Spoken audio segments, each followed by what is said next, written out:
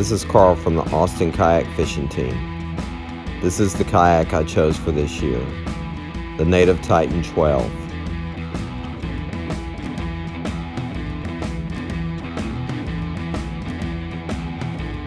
I've also added the Boondocks landing gear, which really helps maneuver this thing.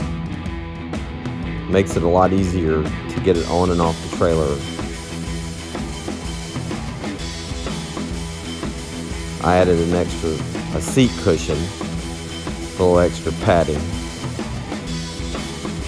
The depth finder I use is a Lowrance triple shot, 5-inch screen, works well. And to wire it, the Hobie through-hole plugs.